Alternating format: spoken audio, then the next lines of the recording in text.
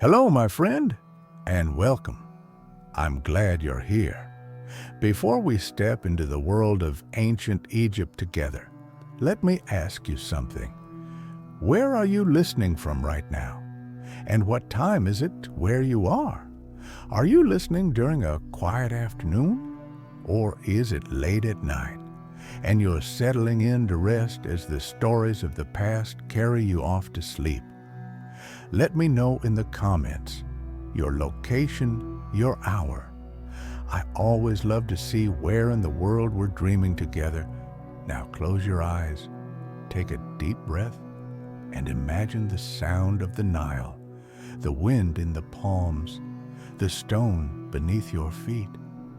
Welcome to Egypt, a land of gods, of kings, of mysteries whispered across thousands of years. Let's begin.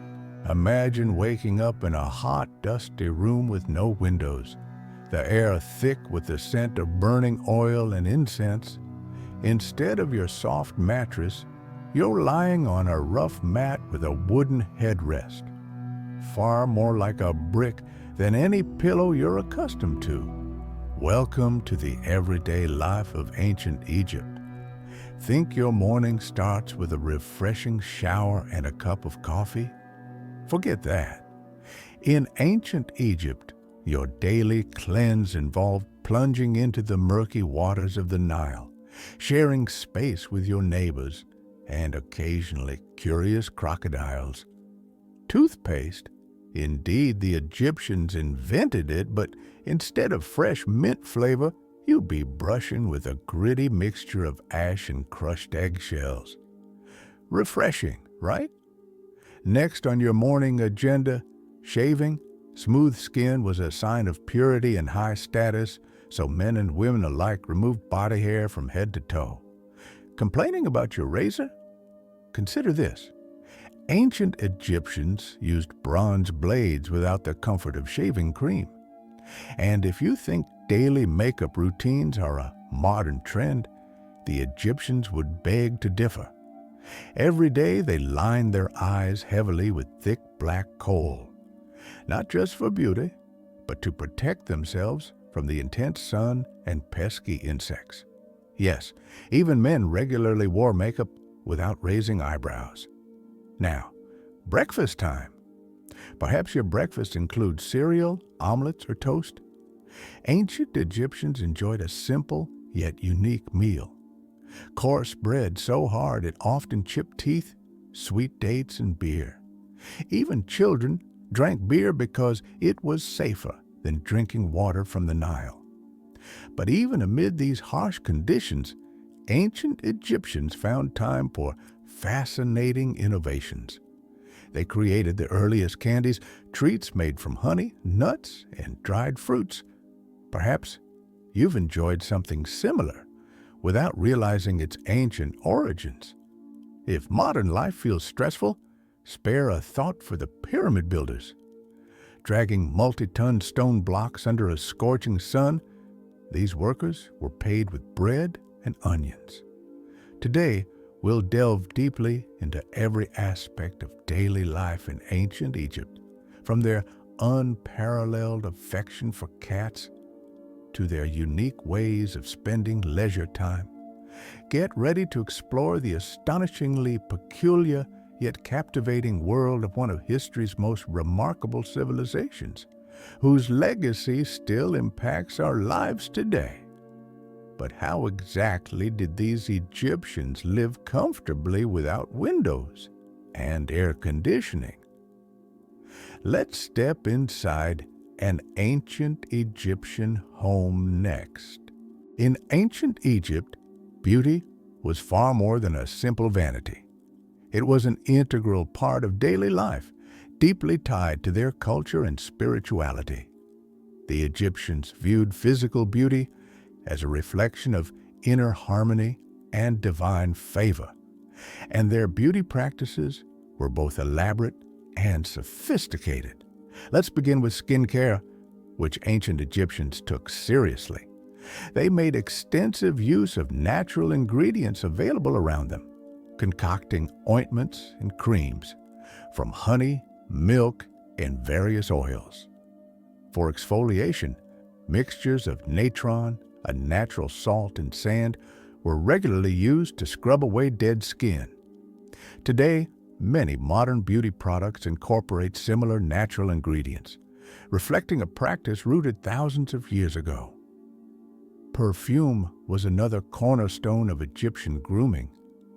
They believed scents had the power not only to enhance attractiveness, but also to influence health and spirituality. Fragrances were meticulously crafted from resins, flowers, and herbs, blended skillfully to create aromatic oils and incense. Wearing perfume was so significant that it was often linked to religious rituals and ceremonies. Ancient Egyptians are renowned for their makeup, particularly their striking eye cosmetics. Kohl, made from crushed galena mixed with soot and water, was the primary cosmetic. Beyond its aesthetic appeal, kohl provided genuine health benefits, including protection against eye infections, glare from the sun, and even repelling insects. The iconic winged eyeliner style, now a popular fashion trend, originated in ancient Egypt. Hair care was equally important, though not in the way modern audiences might expect. Most Egyptians preferred to keep their heads shaved or closely cropped, largely for hygienic reasons and to help them stay cool in the scorching climate. However, wigs crafted from human hair or plant fibers were extremely popular among both men and women. These wigs allowed Egyptians to change their hairstyles and keep cool, while also indicating social status.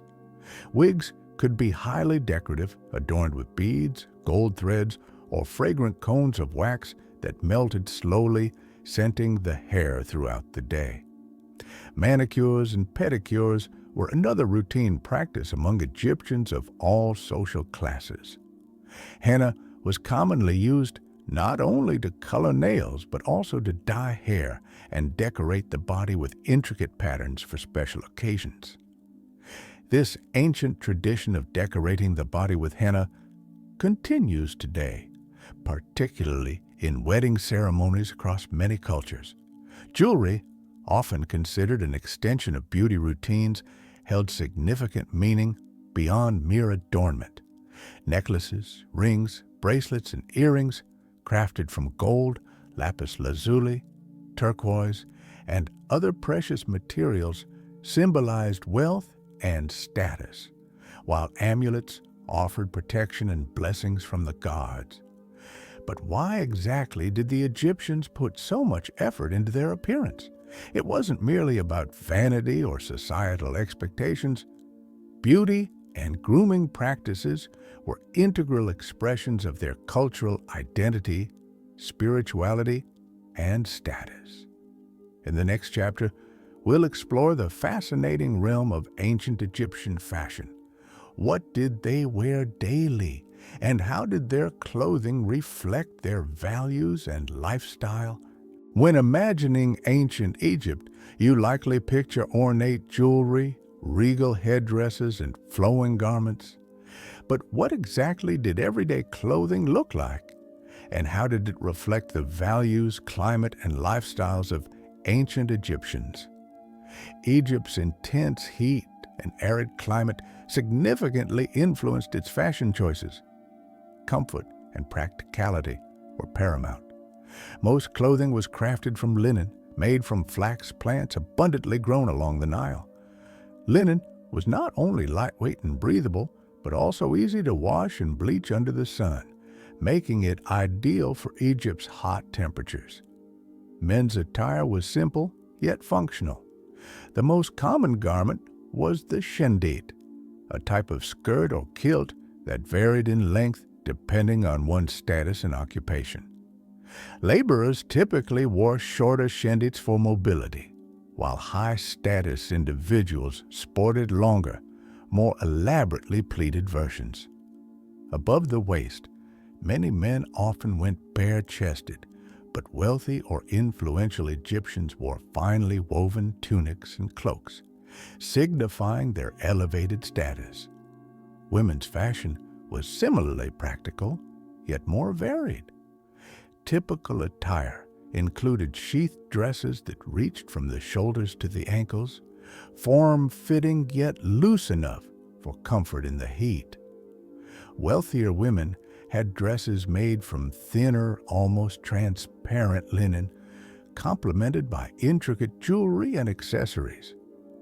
Dresses often featured decorative belts and colorful beadwork, enhancing their elegance and visual appeal. Footwear was optional and primarily reserved for special occasions. Most Egyptians walked barefoot daily, considering sandals as luxury items or necessary protection for specific tasks. When worn, sandals were crafted from materials like papyrus, palm leaves, or leather, with wealthier individuals enjoying elaborately designed and decorated footwear. Jewelry was universally adored in ancient Egypt, accessible to both genders and all social classes, albeit in varying quality and intricacy. Amulets and necklaces were commonplace, not merely decorative, but often serving as protective charms. Wealthier Egyptians flaunted exquisite pieces of gold, silver, lapis lazuli, turquoise, and carnelian, meticulously crafted into symbolic designs representing gods, animals, and protective symbols like the Eye of Horus or the Ankh. Headgear also held symbolic and practical significance. While commoners rarely wore elaborate headgear, higher status Egyptians donned elaborate crowns, wigs, and headdresses, often embellished with gold, jewels, and feathers. Wigs notably served both practical purposes, shielding from the sun, and status indications, being made from luxurious human hair or plant fibers dyed and styled in elaborate designs. Clothing in ancient Egypt was more than just apparel. It vividly communicated social status, profession, and even spiritual beliefs. Garments were frequently adorned with religious or protective symbols, ensuring the wearer's safety and prosperity. How did ancient Egyptians source and craft these garments? What sophisticated techniques did they employ in textiles? Let's delve deeper into the extraordinary world of textile production and craftsmanship in ancient Egypt in the next chapter. Textile production in ancient Egypt was a cornerstone of both daily life and economic activity. Linen was not only the most commonly worn fabric, but it was also one of Egypt's most valuable commodities, even used as currency and offerings in temples. The process of turning raw flax into fine garments required patience, skill, and precision, a labor-intensive art form that reflected the ingenuity and discipline of Egyptian society. It all began with the cultivation of flax. Farmers grew the plant in the fertile soil along the Nile, harvesting it once the stems matured. After cutting, the stalks were left to dry before being soaked in water to loosen the fibers, a process called retting. Once softened, workers beat the flax and scraped away the woody outer parts, freeing the long, silky threads hidden within. These threads would become the basis for Egyptian linen. Spinning came next. Women often took charge of this part of production, using a spindle and whirl to twist the flax fibers into thread. This was delicate work, requiring consistent tension and rhythm. The quality of the thread determined the softness, strength, and finesse of the resulting fabric. The finest linens, so translucent they were compared to woven air, were reserved for nobility and religious rituals. Weaving was done on vertical looms, initially simple but increasingly sophisticated over time. Weavers, often men, stood or sat beside the loom, carefully guiding threads to create different textures and patterns. While most garments were plain, special pieces could be decorated with colorful borders, embroidery, or pleats that added elegance and status to the final design. Dyeing, although not widespread due to the high value placed on natural white linen, did exist. When color was used, it often had symbolic meaning. Red, for instance, could represent power or chaos. Blue was associated with the Nile and the heavens, while green symbolized fertility and rebirth. Dyes were extracted from plants, minerals, and insects, each requiring specific expertise to prepare and apply. The tools of textile craftsmanship were equally vital. Spindles, looms, combs, and needles have all been found in ancient workshops and homes, offering us insight into the practical lives of weavers. These items, often made from wood or bone, were passed down through generations, their use a familial tradition as much as a trade. Beyond clothing, textiles played a role in nearly every aspect of life.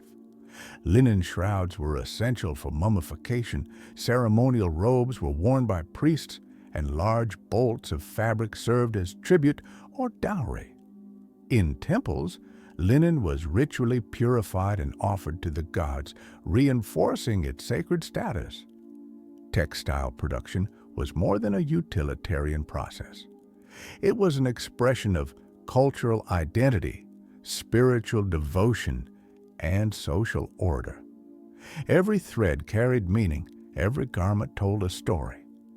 Now that we understand how their clothing was made, let's shift our focus to what they ate.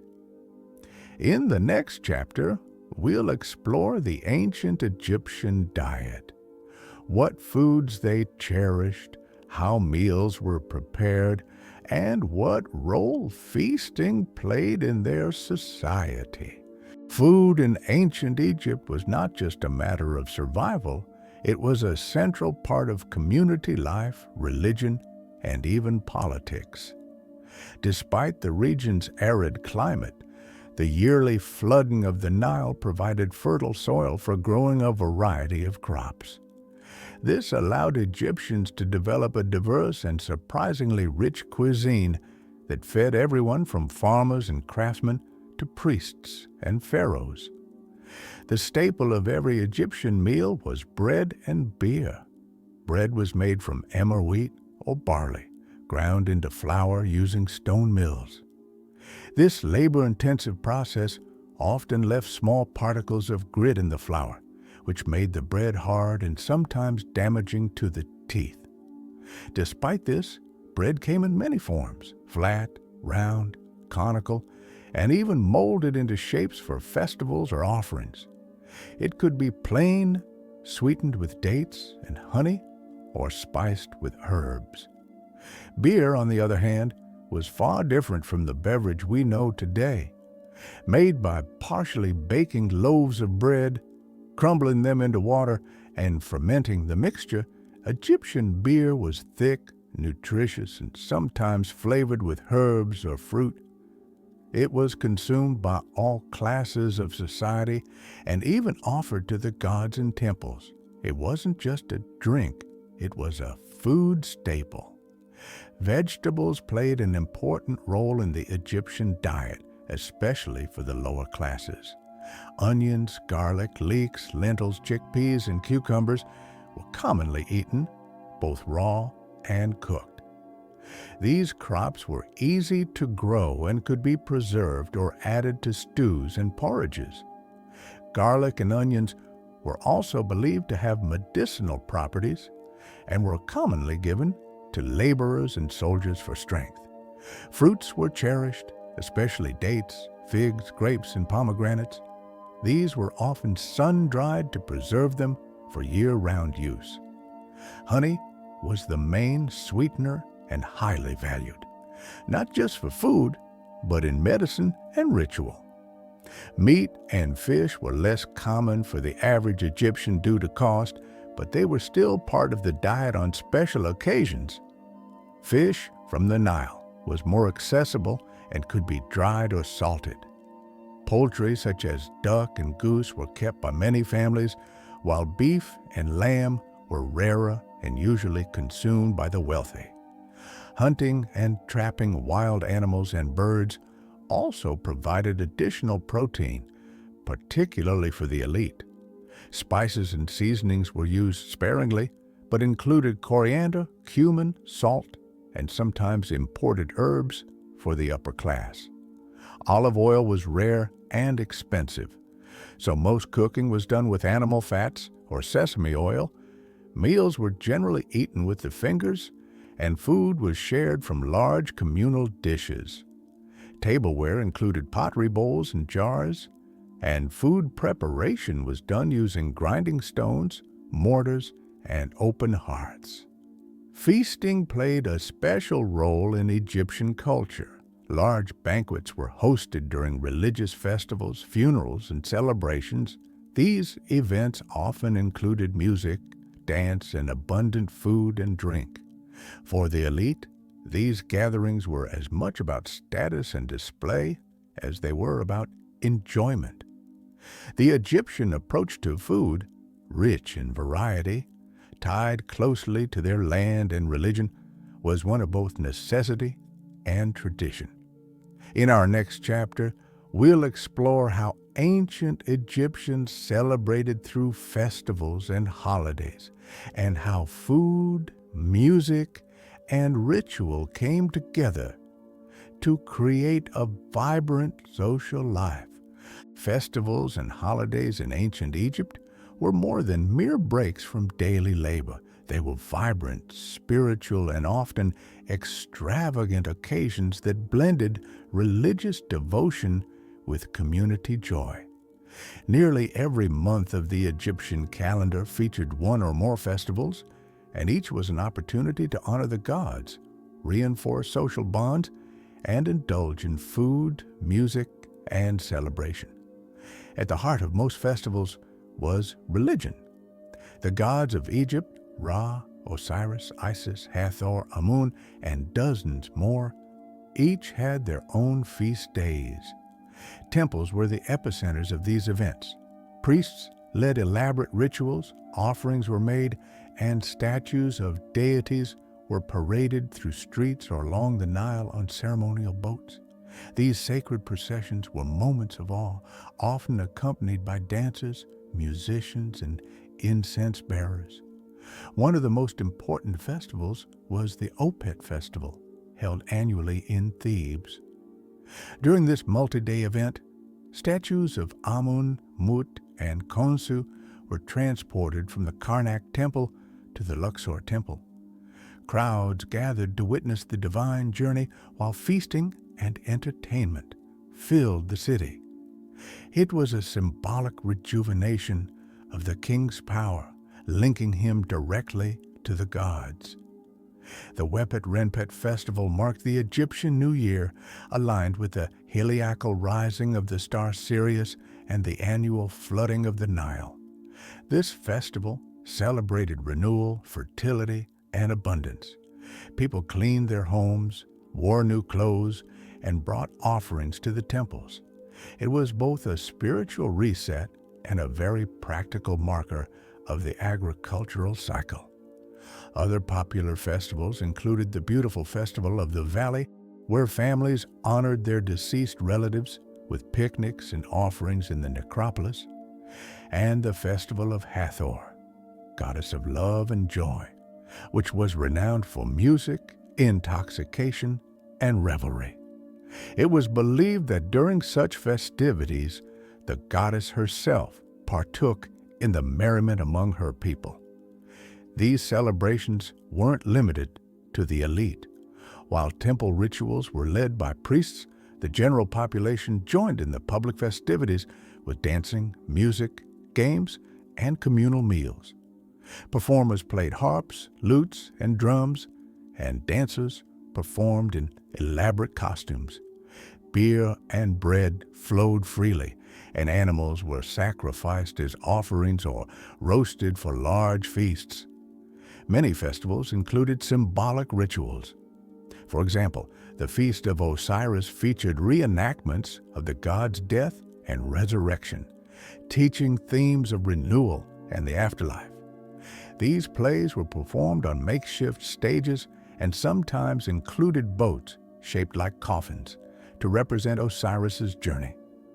Children took part in festivals too, wearing amulets and participating in family rituals.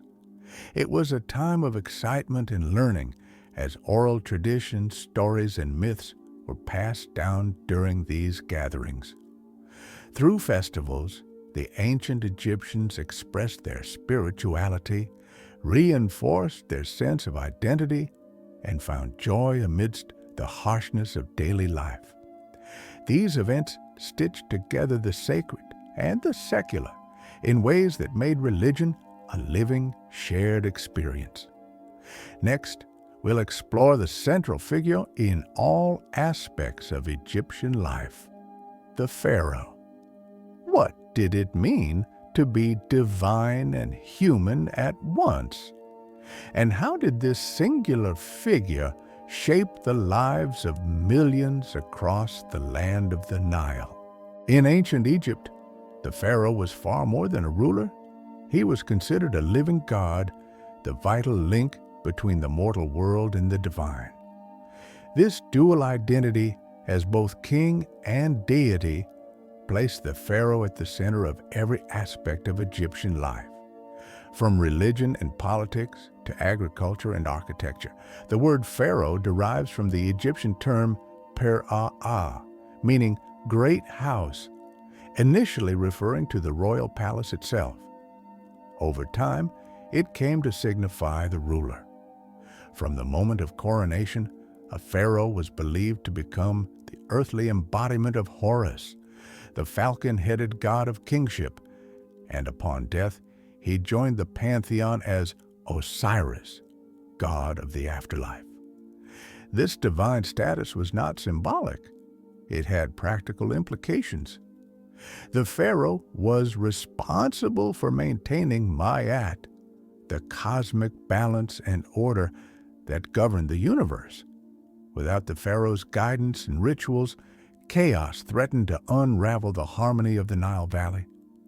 This responsibility made the pharaoh not just a leader, but the anchor of civilization itself. Every major decision in the kingdom ultimately traced back to the pharaoh. He commanded armies, enacted laws, collected taxes, and oversaw massive construction projects.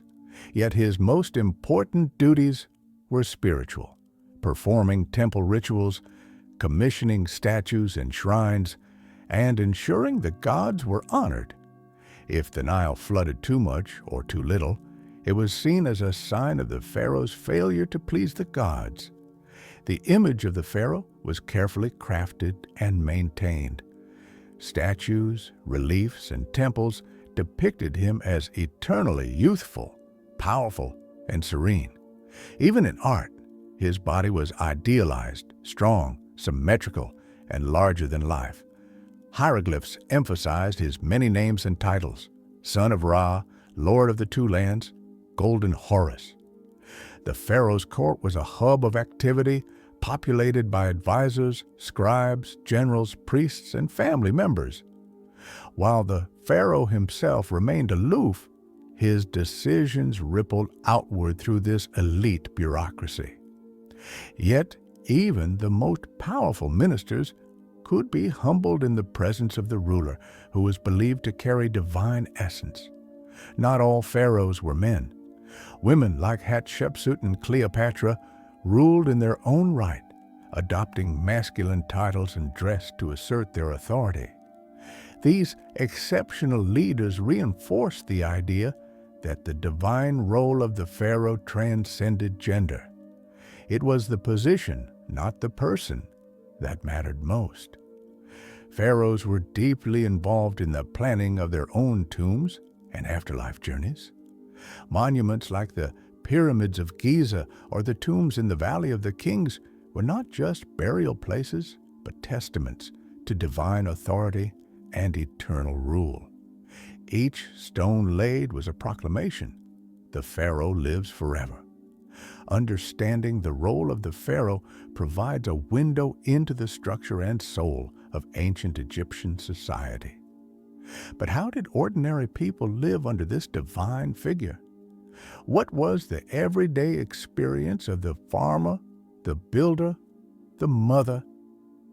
In the next chapter, we'll explore the daily lives of common Egyptians, the people who built the temples, harvested the crops, and made the wheels of this ancient civilization turn. While the grandeur of the pharaohs captures our imagination, the story of ancient Egypt is just as much about the millions of ordinary people who sustained this vast civilization. Farmers, craftsmen, fishermen, bakers, and mothers, they were the heartbeat of Egypt, shaping its culture through daily rituals, hard work, and enduring traditions. Most ancient Egyptians lived in small mud brick homes, clustered in villages along the fertile banks of the Nile. These simple dwellings typically had 1 or 2 rooms, flat rooftops for sleeping during the hot nights, and little to no furniture. Life was modest, but the rhythm of the Nile brought a measure of consistency and sustainability. The majority of Egyptians were farmers, working land either owned by the temples, the state, or wealthy landowners.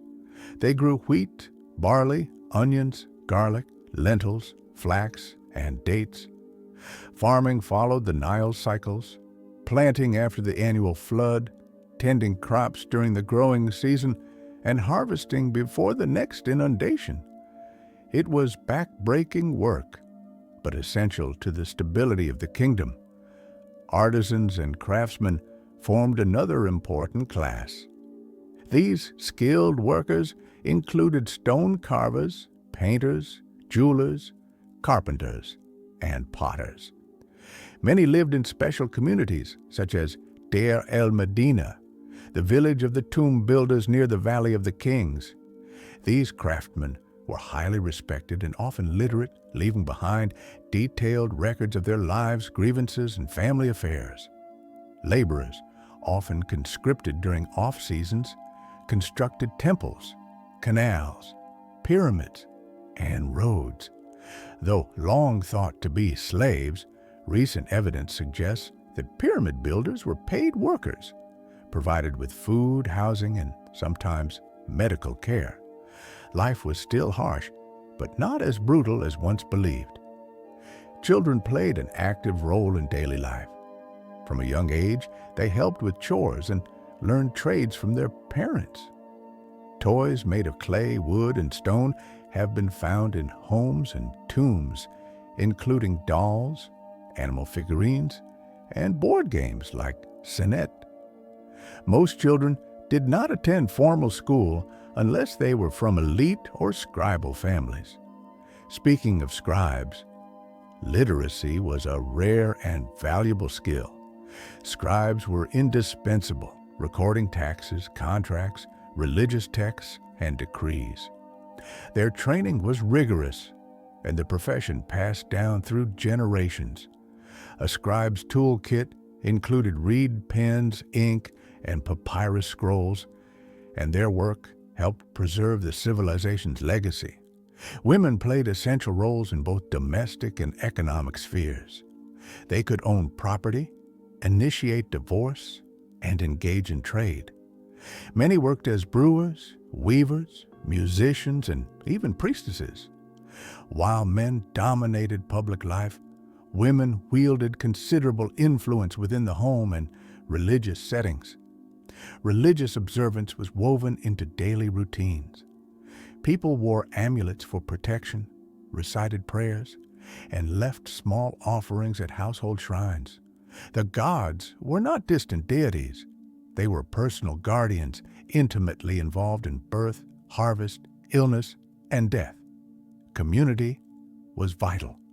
Neighbors supported each other during harvests, births, funerals, and festivals.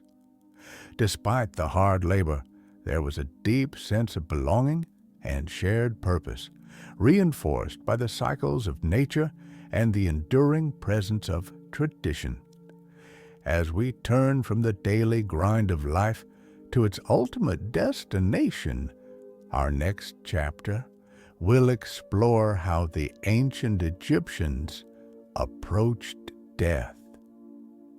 What did they believe awaited them beyond this life, and how did they prepare for that eternal journey? In ancient Egypt, death was not an end, it was a beginning.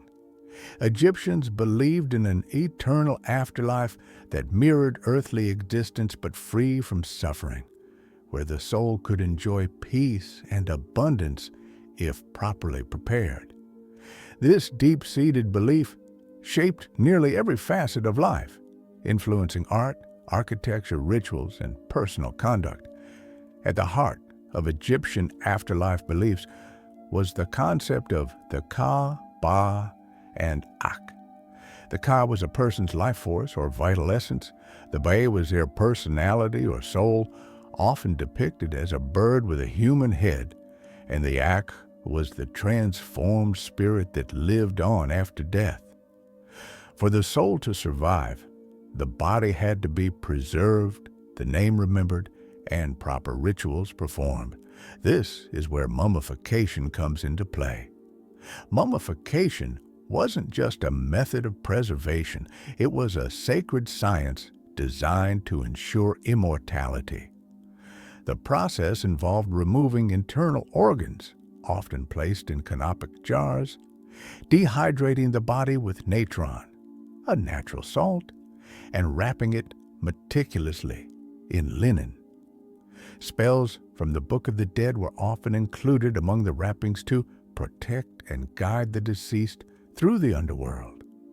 The tomb was another critical element. Far more than a burial chamber, it was a carefully designed portal to the next life. Tombs ranged from modest shaft graves for commoners to elaborate structures like the pyramids and rock-cut tombs for royalty and nobility. Walls were decorated with scenes of daily life, religious rituals, and offerings, meant to provide comfort and continuity in the afterlife.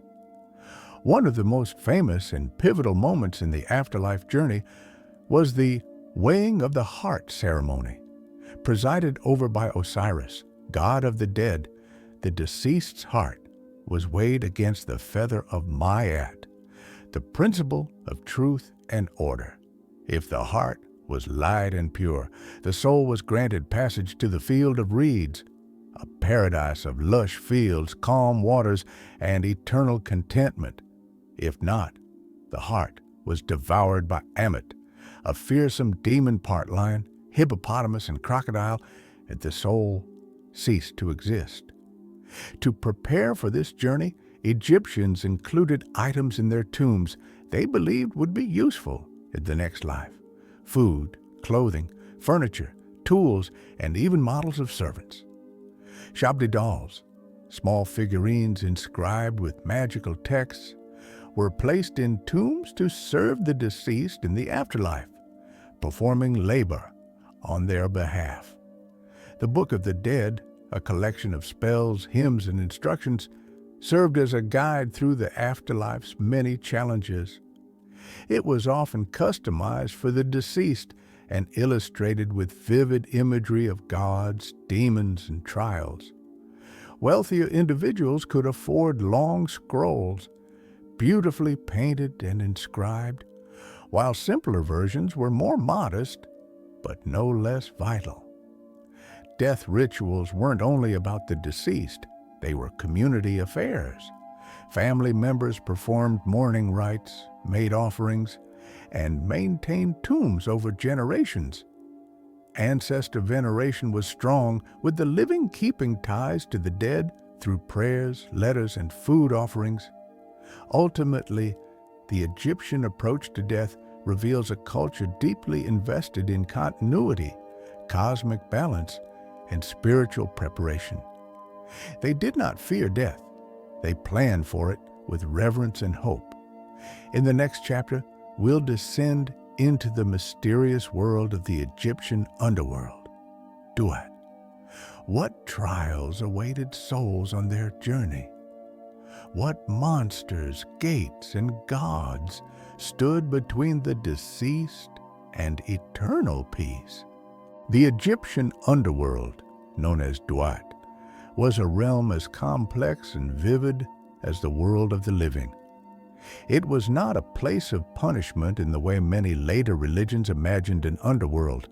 It was instead a transitional space filled with challenges, guardians, and divine judges that tested the worth of the deceased. Only by navigating Duat successfully could a soul reach eternal paradise. The journey through Duat began after death, when the Bae, the part of the soul that retained individuality, left the body. Accompanied by spells from the Book of the Dead, the soul embarked on a perilous journey through 12 distinct regions, each representing 1 hour of the night. These hours were ruled by gods and inhabited by monsters, serpents, fire-breathing creatures, and spirits intent on hindering the traveler. Each gate of Duat required the soul to recite specific names and passwords, often learned from funerary texts. Without these, the traveler risked becoming lost forever. Some gates were guarded by terrifying beings with lion heads, snake bodies, or multiple limbs. Yet, with the correct words and the proper protection amulets, the soul could pass safely. One of the most significant threats in Duat was the serpent Apophis, also called Apep, the embodiment of chaos. Every night, Apophis attempted to stop the solar bark, the boat carrying Ra, the sun god, on his nightly journey through Duat. The triumph of Ra over Apophis was essential for the sun to rise again each morning.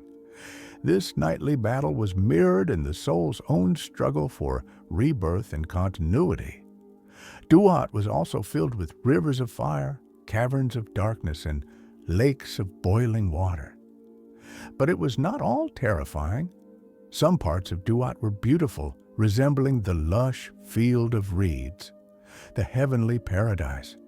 These areas hinted at the reward awaiting those who passed their trials, an eternal life free from hunger, disease, or toil. Guides such as Anubis, the jackal-headed god of mummification, and Thoth, the ibis-headed god of wisdom, assisted the deceased. Anubis often led the soul to the Hall of Two Truths, where the final and most crucial judgment took place, the weighing of the heart. As described in the previous chapter, if the heart balanced with the feather of Ma'at, the soul passed into bliss. If not, the soul faced destruction. The underworld wasn't feared so much as it was respected. Egyptians prepared for Duat throughout life by living virtuously, honoring the gods, and commissioning proper funerary texts and rituals. Wealth and social status could buy more elaborate protections, but ultimately, the outcome hinged on the individual's moral conduct and spiritual readiness. The imagery of Duat, stars, boats, serpents, torches, gates, and guardians, was painted inside tombs and inscribed on sarcophagi, reminding the soul of the road ahead. Kings and nobles often had entire books, like the Amduat and Book of Gates, carved into the walls of their burial chambers to serve as maps. To the ancient Egyptians, death was not a sleep, but a journey, a perilous, purposeful transition toward a perfected existence. Duat was both a trial and a promise. Only by facing darkness could one emerge into eternal light. Next, we'll explore that final reward in detail, the Field of Reeds. What did this paradise look like? And how did Egyptians envision their eternal life after conquering Duat? For the ancient Egyptians, the ultimate goal of life And the culmination of the soul's journey through death and duat was to reach the field of reeds, Aru. This was not a vague notion of heaven, but a vividly imagined paradise, closely resembling the best parts of Egypt itself. Fertile, abundant, peaceful, and eternal, the field of reeds represented the fulfillment of every hope and the reward for a life lived in accordance with Ma'at, the principle of harmony and truth. In the field of reeds, souls lived in an idealized version of the Nile Valley, where the crops always flourished, the sun always shone gently, and there was no suffering, pain, or hardship. It was a land of eternal harvest, where those who entered could live in peace with their loved ones, tend to their fields without toil, and enjoy food, music, and joy forever. In many depictions, each person had their own plot of land, mirroring their life on earth, but perfected.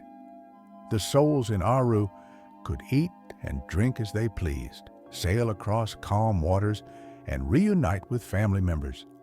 They could spend their days walking among the gods, playing games, and singing hymns. Those who had loved art, music, or learning in life were believed to enjoy endless access to those pleasures in the afterlife. One remarkable feature of Aru was the presence of the gods themselves. The blessed dead could encounter Osiris, ruler of the underworld and afterlife, as well as other deities like Isis, Hathor, Thoth, and Anubis. Worship didn't end in the afterlife. It continued in an even more direct and joyful way. However, entry into the field of reeds was not guaranteed. It required a heart unburdened by wrongdoing, as proven during the weighing of the heart ceremony. The soul also needed to know the appropriate spells, names, and rituals. Knowledge gained through texts like the Book of the Dead and from living a pious, ethical life. Once accepted into Aru, the soul was free to exist eternally in a state of contentment. There was no aging or illness, and no death. Shabti figures, those servant statues buried with the deceased, were believed to come to life and perform any required labor, allowing the soul to focus entirely on leisure and communion with the divine. The field of reeds also reflected the deeply agrarian identity of ancient Egyptian society. Paradise wasn't an abstract, cloudy realm. It was a glorified version of what Egyptians already loved: their land, their people, and the rhythms of daily life. This vision made the afterlife tangible and desirable, reinforcing their devotion to living rightly and honoring the gods. Aru wasn't a solitary experience. Souls could meet friends, ancestors, and even pets. Tombs often included depictions of families reunited in the afterlife, enjoying banquets, hunting, and sailing together, eternal echoes of their best earthly memories. To the ancient Egyptian, Aru was both destination and reward, a place earned through devotion, virtue, and ritual. It gave meaning to the struggles of life and shaped a worldview focused not on fear of death, but on joyful anticipation. In the next chapter, we'll leave the spiritual behind and return to the material. What did ancient Egyptians build to honor this vision of eternity? Join us as we explore the awe-inspiring architecture of temples, tombs, and pyramids. Ancient Egyptian architecture is among the most iconic and enduring the world has ever seen. Towering pyramids, sprawling temple complexes, and intricately painted tombs stand as testaments to a civilization obsessed with permanence, divinity, and the afterlife. These structures weren't just buildings, They were symbolic instruments of cosmic order, carefully constructed to bridge the mortal world and the divine. The most famous of these are the pyramids. Built during the Old Kingdom, they served as monumental tombs for pharaohs and elite nobles. The most renowned of all, the Great Pyramid of Giza, was constructed for Pharaoh Khufu around 2600 BCE, comprising over 2 million limestone blocks. Some weighing as much as 80 tons, its construction remains a marvel of engineering. Contrary to the myth of slave labor, modern evidence suggests that skilled workers and seasonal laborers carried out this monumental task, well-fed and housed in purpose-built villages. Pyramids were more than just burial places, they were resurrection machines. Their shape, pointing toward the sky, symbolized the pharaoh's ascent to the heavens. Inside, hidden chambers, shafts, and elaborate passages aligned with stars and solstices reflected the Egyptian obsession with order, eternity, and the afterlife. Later periods moved away from pyramids and favored rock-cut tombs, especially in the Valley of the Kings. These tombs, carved deep into the cliffs, were designed to protect the deceased and house richly decorated burial chambers filled with wall paintings and sacred texts like the Book of the Dead.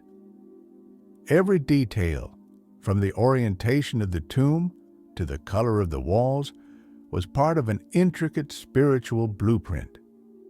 Temples were another cornerstone of Egyptian architecture. Unlike tombs, which were private and concealed, temples were public and sacred spaces where gods were honored.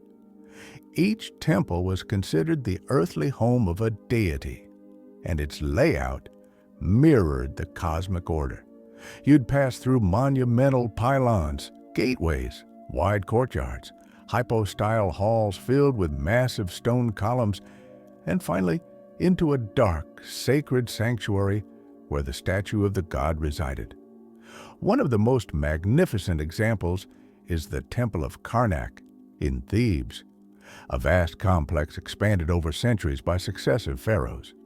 Its great hypostyle hall, with its forest of 134 enormous columns, evokes awe even today. Another marvel is the Temple of Abu Simbel, built by Ramses II.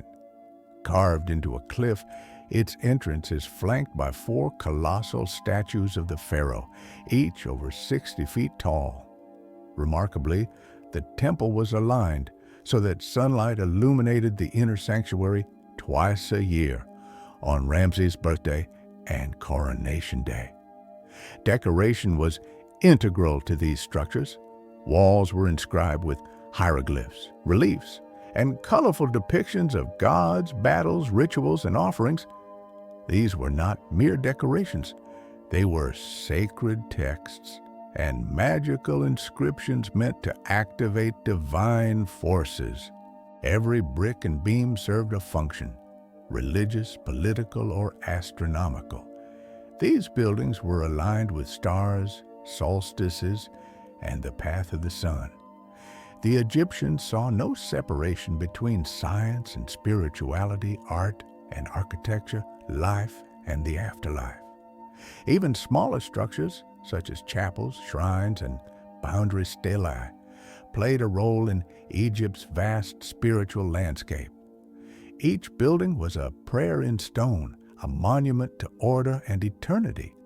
In our next chapter, we'll go beyond stone and pigment to explore the artistic genius of ancient Egypt. How did their art reflect their beliefs, values, and vision of the universe? Art in ancient Egypt was never created for art's sake.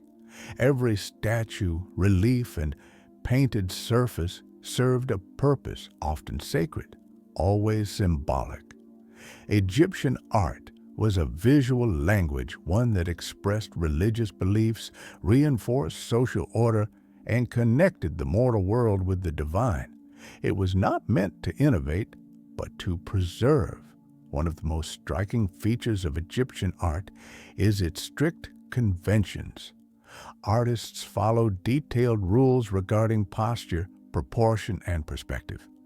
Human figures, for instance, were typically shown with heads in profile, eyes full frontal, torsos twisted forward, and legs inside view. This composite style wasn't a mistake. It was intentional, designed to represent the most recognizable and essential parts of the body. Symbolism permeated every detail. Colors were not chosen for aesthetics, but for meaning.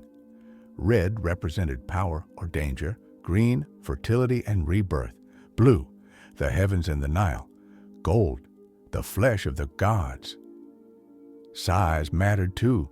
Larger figures denoted greater importance, which is why pharaohs tower over other figures in wall carvings. Hieroglyphs, Egypt's intricate writing system, often accompanied visual art, forming a seamless blend of word and image. Texts and images were not separate. They worked together to tell stories, cast spells, and immortalize the dead. In tombs, entire walls became illustrated narratives of the deceased's journey to the afterlife. Funerary art was among the most developed and elaborate. Tomb paintings depicted banquets, hunting scenes, family gatherings, and offering rituals. These were not simply decorative. They were magical tools intended to ensure that the deceased could continue these activities eternally in the afterlife.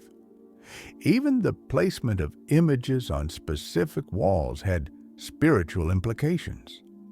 Statues were more than likenesses, they were vessels. A statue of a god or deceased person wasn't just a representation. It was believed to house the spiritual essence of that being. Priests cared for temple statues as though they were living deities, bathing, feeding, and dressing them as part of daily rituals. Art also served political purposes.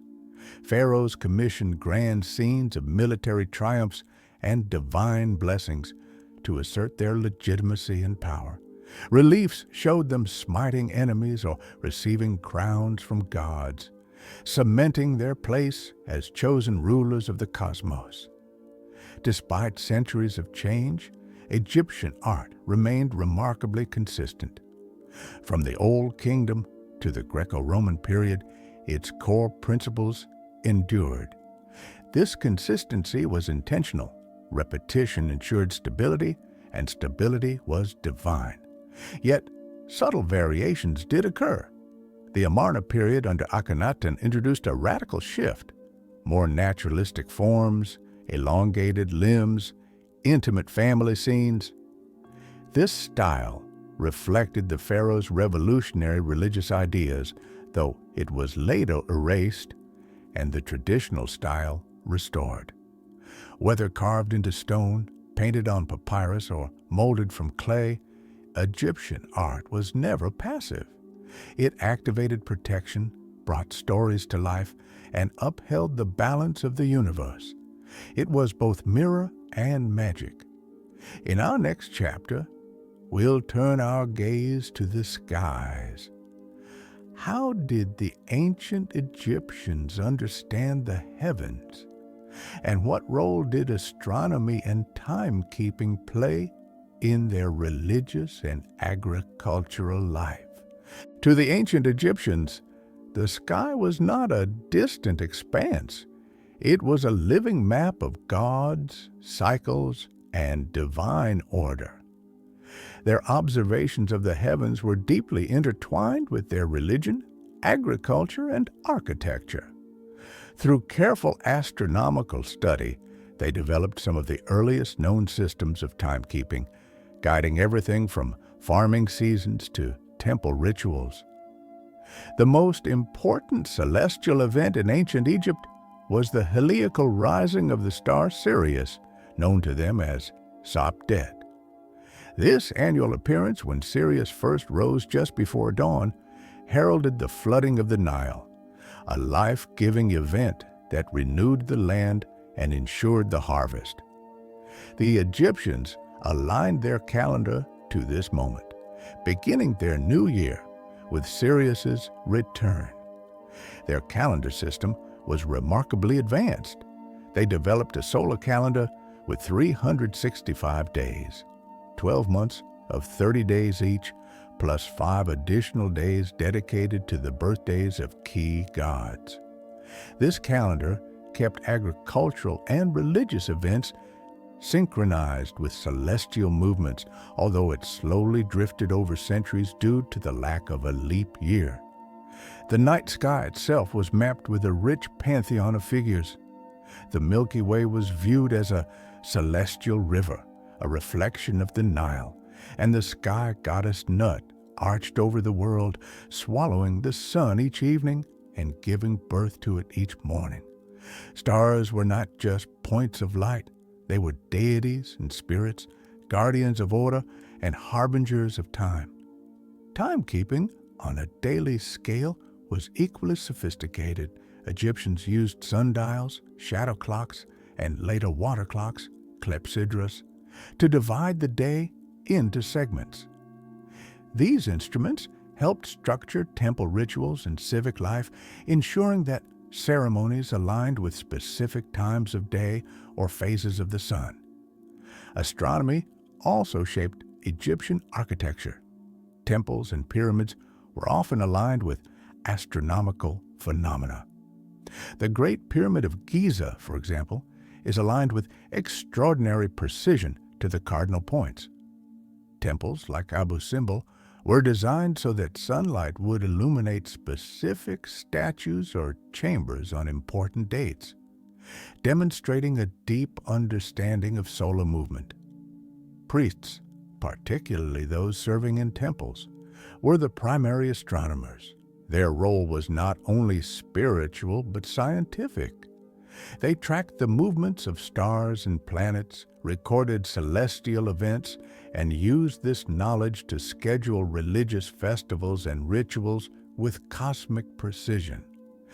Planets like Venus and Mars were observed and named, and their cycles noted, though they were not given the same astrological significance found in later cultures. Still, their movement was understood and respected as part of the celestial machinery governed by the gods.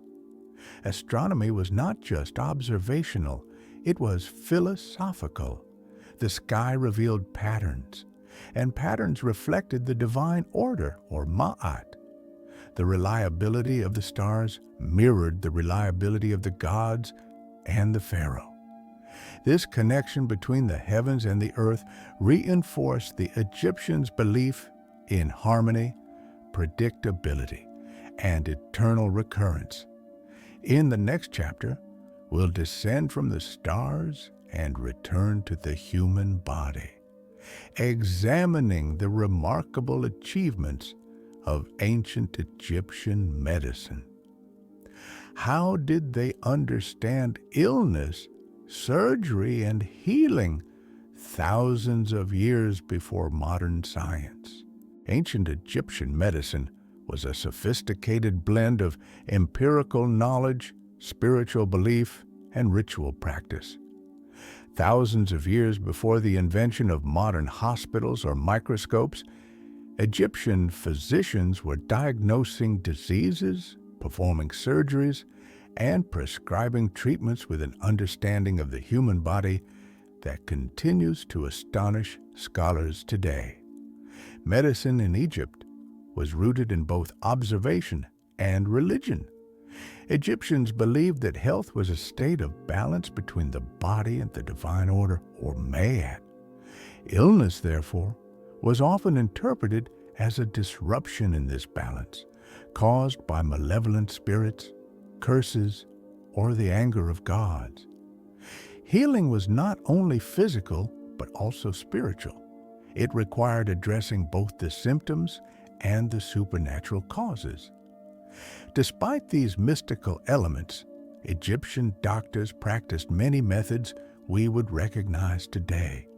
They examined patients, documented symptoms, and used a variety of natural remedies.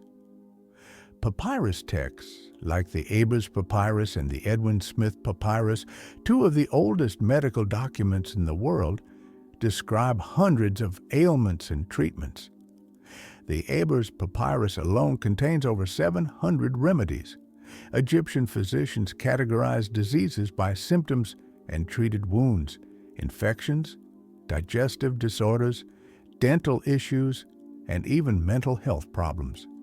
Remedies often included herbs, minerals, and animal products. Honey was prized for its antiseptic properties. Garlic and onions were used to boost strength and immunity. Willow bark, containing a precursor to aspirin, was used to reduce inflammation. Surgery was also practiced, particularly in cases of trauma. The Edwin Smith Papyrus is essentially a surgical textbook detailing procedures for treating head injuries, fractures, and dislocations. Bandages, sutures, splints, and surgical instruments like forceps and scalpels were all part of the Egyptian medical toolkit. Dentistry was a notable specialty. While their diet contributed to significant dental wear and abscesses, Egyptian dentists filled cavities, extracted decayed teeth, and developed early forms of dental prosthetics. Some mummies show evidence of advanced jaw surgery. Midwifery and gynecology were vital parts of medical practice. Egyptian women consulted midwives during pregnancy and childbirth, and papyri describe fertility tests, contraceptive methods, and even pregnancy prediction techniques. One such method involved watering barley and emmer seeds with a woman's urine.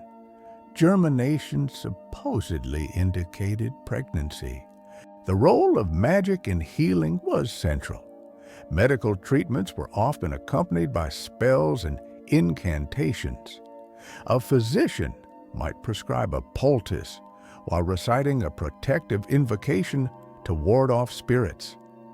Amulets, particularly those shaped like the Eye of Horus, were worn for health and protection. Doctors often specialized. Some focused on treating the eyes, others the stomach or ears. Physicians served in temples and palaces and sometimes traveled to treat foreign dignitaries. Their status was high, revered as practitioners of both divine and earthly knowledge. Medical knowledge was passed through apprenticeships, temple schools, and scribe traditions. It was preserved and refined over generations, influencing later Greek and Roman practices. In the next chapter, we'll step into the world of education and literacy. Who learned to read and write in ancient Egypt? And how did scribes become some of the most powerful people in the land? In ancient Egypt, knowledge was power, and no one embodied that truth more fully than the scribes. Scribes were among the most respected and essential members of society, responsible for recording everything from tax records and legal contracts to religious texts and royal decrees. Their ability to read and write elevated them into a privileged class, even though many were not of noble birth. Education in Egypt was a structured path, primarily available to boys from elite or professional families, though there is some evidence that a few women could become scribes, particularly in religious settings. Formal schooling took place in institutions known as House of Life, often attached to temples, where students spent years mastering the art of writing and arithmetic. The foundation of scribal education was hieroglyphic script, a complex system of symbols that could represent sounds, objects, or ideas. Scribes also learned hieratic, a cursive form used for everyday writing, and in later periods, demotic, a more streamlined script for business and administrative purposes. Students practiced by copying religious hymns, administrative texts, and classic literature onto ostraca, pieces of broken pottery, or sheets of papyrus. They learned strict rules of grammar, syntax, and spelling. The training was rigorous and could last many years, requiring immense discipline and precision. In addition to literacy, scribes were often skilled in mathematics, which was essential for accounting, construction, and land measurement. Multiplication tables, geometric principles, and fractions were part of the curriculum, particularly for those working in fields like engineering or treasury. The life of a scribe, while intellectually demanding, was one of relative comfort. Scribes were exempt from manual labor and military service. Their work kept them close to centers of power, temples, royal courts, and administrative offices. Many rose to prominent positions, becoming advisors, archivists, or even high-ranking officials. Scribes were vital in preserving the cultural and religious continuity of Egypt. They copied sacred texts, maintained historical annals, and ensured that funerary spells were correctly written to secure safe passage into the afterlife. Without their efforts, much of what we know about ancient Egypt would have been lost. Their importance was celebrated in literature. One famous piece, known as the Satire of the Trades, compares the life of a scribe to all other professions, always concluding that being a scribe is the best, cleanest, and most honorable path. Scribes carried distinctive writing kits including reed pens, ink palettes, and rolls of papyrus. These tools were symbols of status and often depicted in tombs, reflecting the pride scribes took in their role. Literacy in Egypt wasn't widespread. Only a small percentage of the population could read and write. This exclusivity made scribes indispensable gatekeepers of knowledge, law, and ritual. They were, in every sense, the memory and voice of the civilization. In our next chapter, we'll examine the legal system of ancient Egypt. How were laws enforced? And what did justice mean in a society so deeply tied to cosmic order? Justice in ancient Egypt was not merely a civic matter, it was a divine mandate. The concept of Ma'at, representing truth, balance, and cosmic order, underpinned the entire legal system. Pharaohs were not just rulers, they were guardians of Ma'at, entrusted with maintaining harmony between the gods, the people, and the natural world. Unlike modern legal codes with extensive written laws, Egyptian justice was largely customary. While some legal texts and decrees have survived, the system relied heavily on precedent, local judgment, and the overarching principle of Ma'at. The emphasis was on restoring balance, not delivering punishment for its own sake. At the top of the legal hierarchy was the pharaoh, considered the ultimate judge. While he did not personally handle most disputes, his authority was symbolically present in all legal decisions. Judges acted in his name, often priests or officials trained in administrative and moral matters. Larger cities had dedicated courts, and even smaller towns maintained some form of local governance. Legal cases ranged from property disputes and theft to inheritance, marriage, and more serious crimes like assault or murder. Trials were typically public, with witnesses, written petitions, and cross-examination. Oaths were sworn before gods, and perjury was not only a legal offense but a religious one. Punishments varied depending on the severity of the crime and the social status of the accused. Fines and restitution were common for minor offenses. More serious crimes could result in corporal punishment, forced labor, or exile. In extreme cases, such as treason or sacrilege, execution was possible, though the system generally preferred reparative over retributive justice. Women, while not equal in all respects, had significant legal rights. They could own property, inherit from parents, initiate divorce, and appear in court. Legal documents have survived showing women acting as plaintiffs, witnesses, and even as part of contracts and business transactions. Contracts played an important role in Egyptian civil life. Marriages, business deals, and land sales were formalized with written agreements, often witnessed and deposited with temple or local authorities. These documents were typically drawn up by scribes, further cementing their central role in the legal process.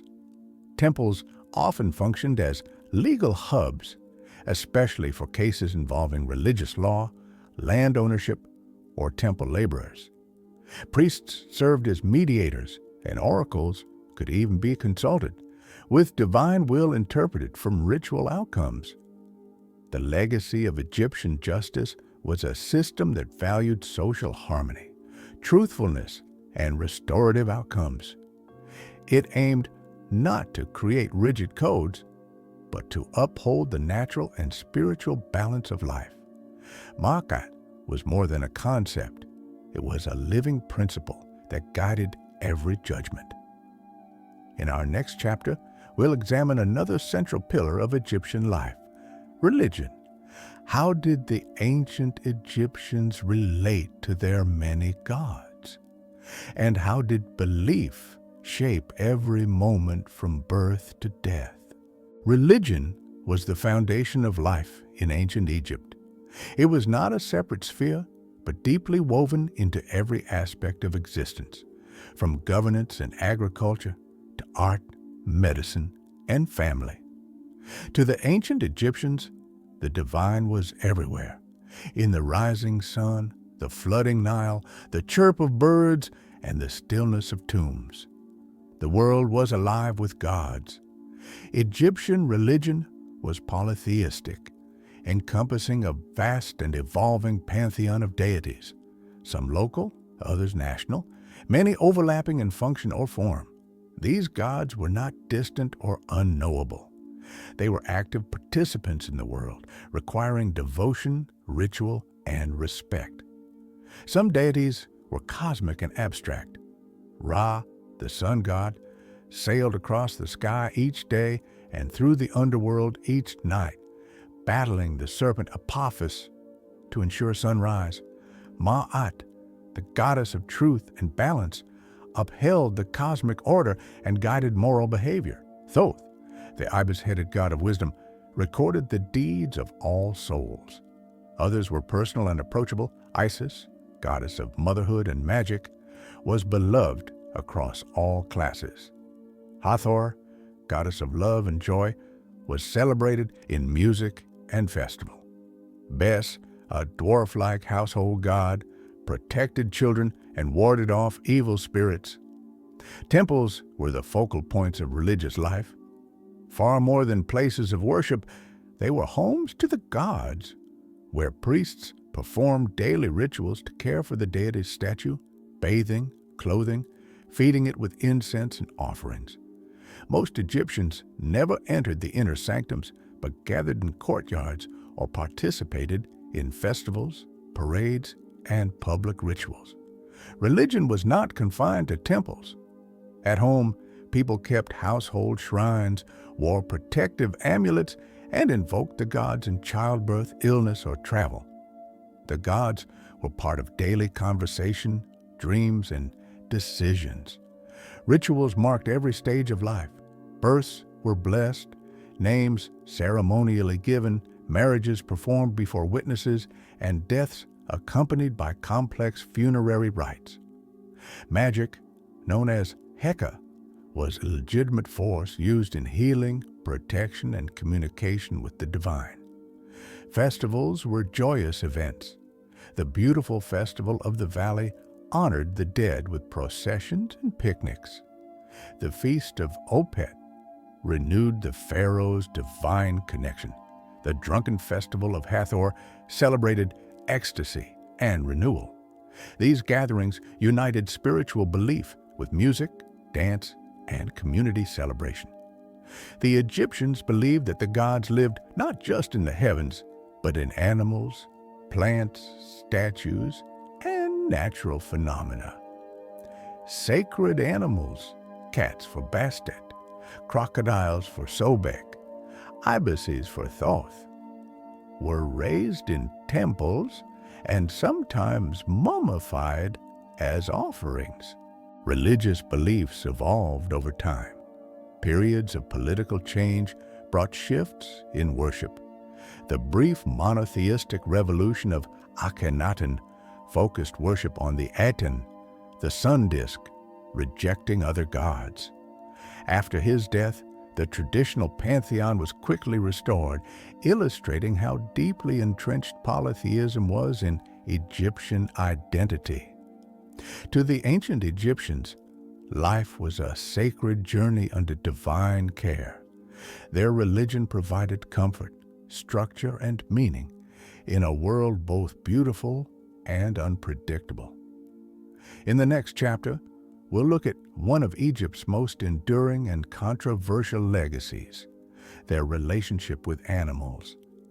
Why did Egyptians revere cats, mummify crocodiles, and build cemeteries for sacred bulls? Animals held a unique and profound place in ancient Egyptian life, not merely as companions or laborers, but as sacred beings deeply intertwined with religion, magic, and identity. Few civilizations have demonstrated such intense reverence for the animal world, elevating creatures to divine status and building entire cults around them. Every major Egyptian god was associated with an animal, often depicted in part animal, part human form. This wasn't symbolic in the abstract sense. It was a literal belief that certain animals embodied divine aspects or served as earthly vessels for deities. These associations were not random, but reflected qualities Egyptians observed and admired. Cats, perhaps the most famous of all sacred animals, were linked to Bastet, goddess of home, fertility, and protection. Egyptians admired cats for their grace, hunting prowess, and mysterious nature. Killing a cat, even accidentally, was a grave crime. Many households kept cats not just for pest control, but also for spiritual protection. Mummified cats have been found in great numbers, often buried with offerings, signifying their honored role in both life and death. Crocodiles were associated with Sobek, god of strength, power, and the Nile. In some regions, sacred crocodiles were kept in temple pools adorned with jewelry and mummified upon death. Though feared, they were respected as potent symbols of protection and regeneration. Ibises represented Thoth, god of wisdom, writing, and the moon. These elegant birds were often bred near temples, and thousands were mummified and offered in votive burials. Thoth's wisdom was seen in the ibis's calm, deliberate movements and its crescent-shaped beak. Other animals held special status.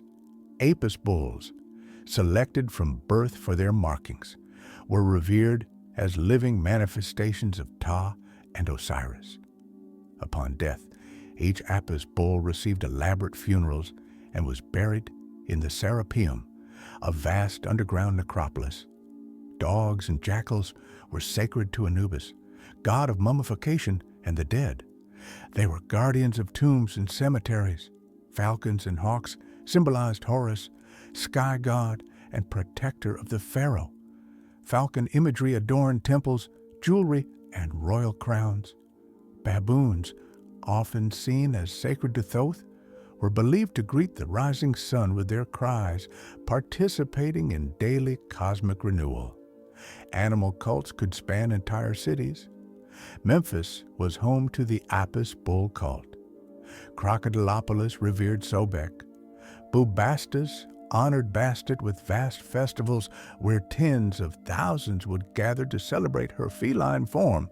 These cults built temples, supported priesthoods, and drew pilgrims from across Egypt. Animals were also a part of private devotion.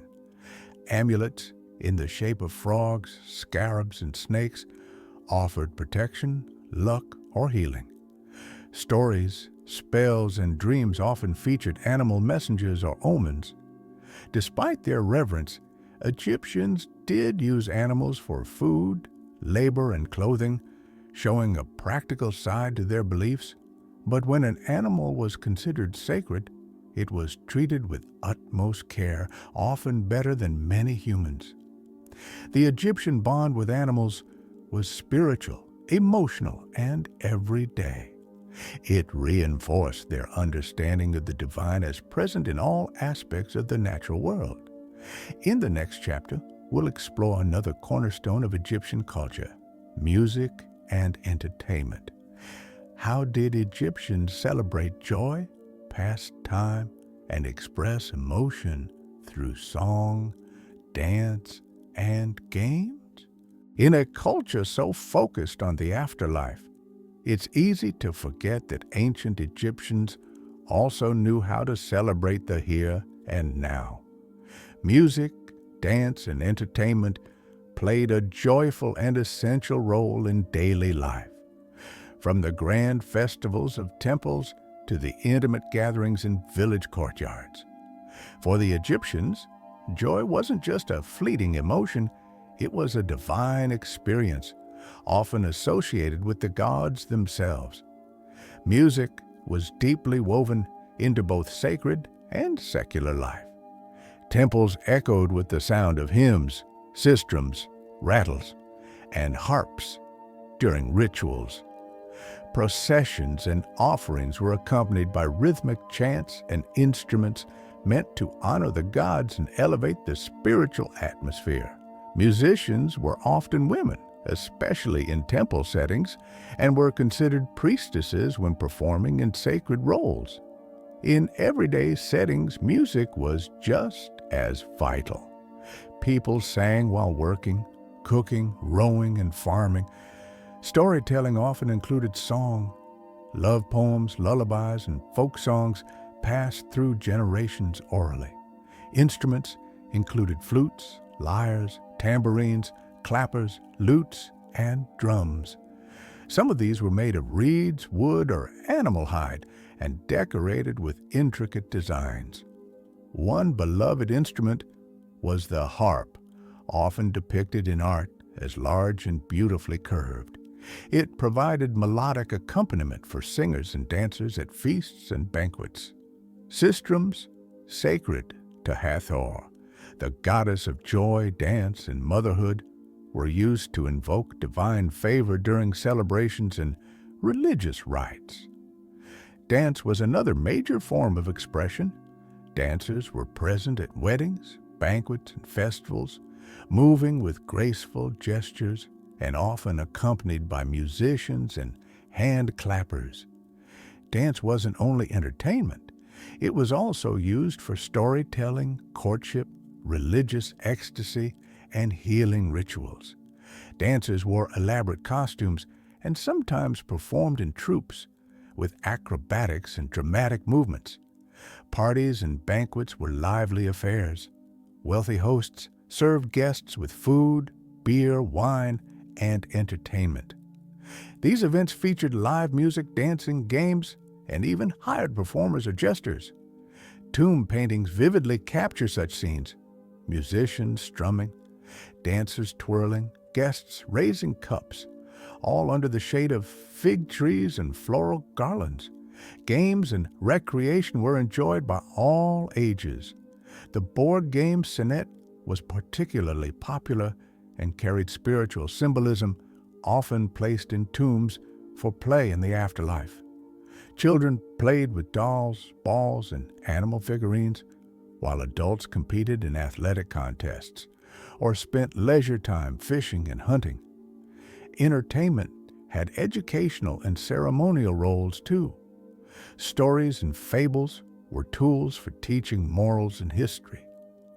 Dramatic reenactments, such as those of Osiris's death and resurrection, helped the population understand and internalize religious beliefs.